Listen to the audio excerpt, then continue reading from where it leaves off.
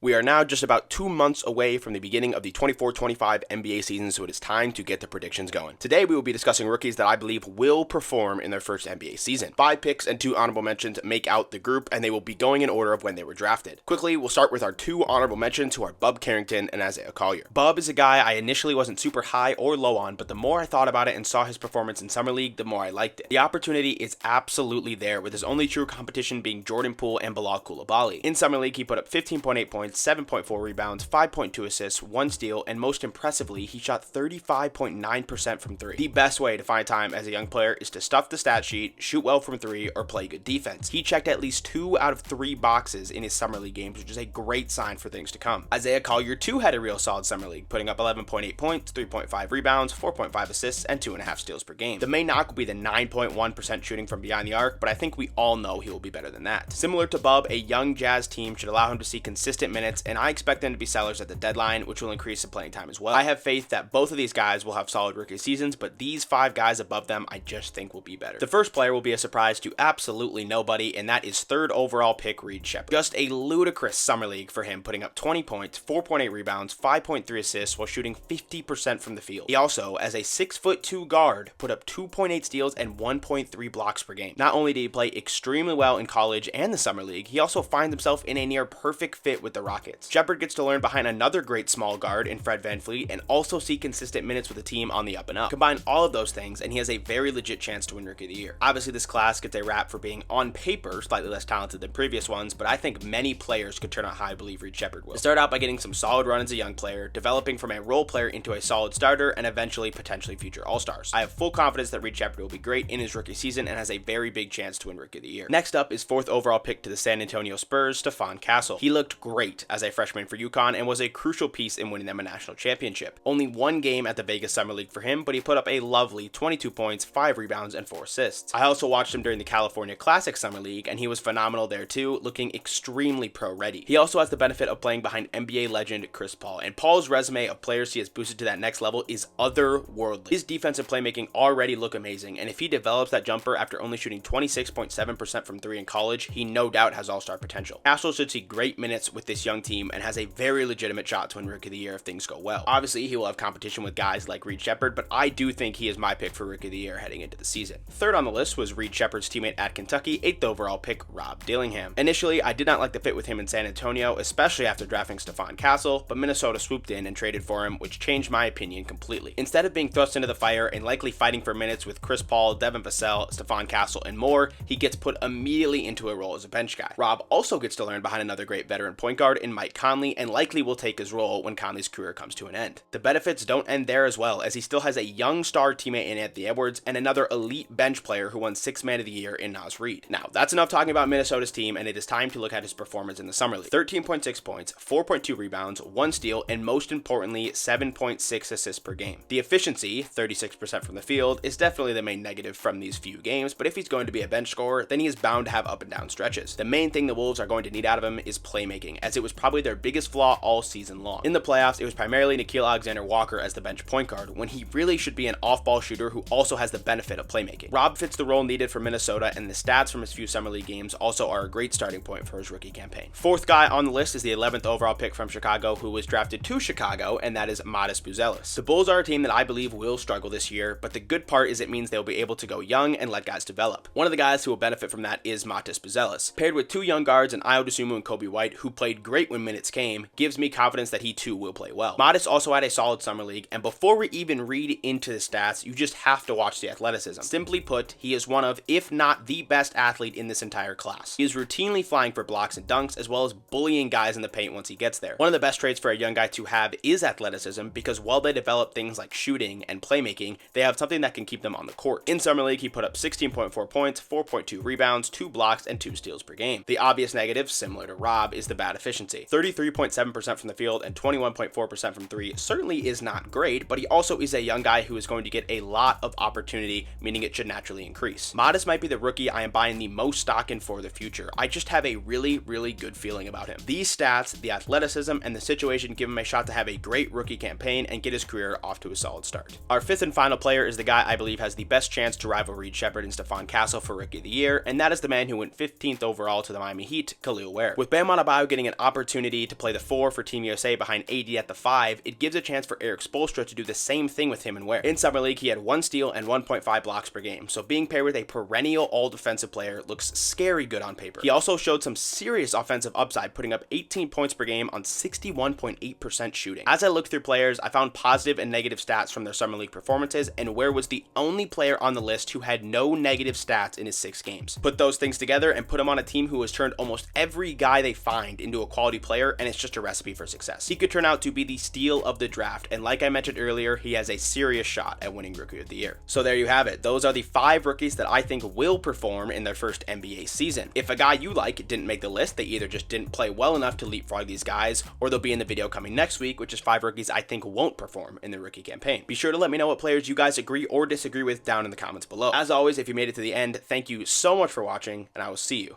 in the next video.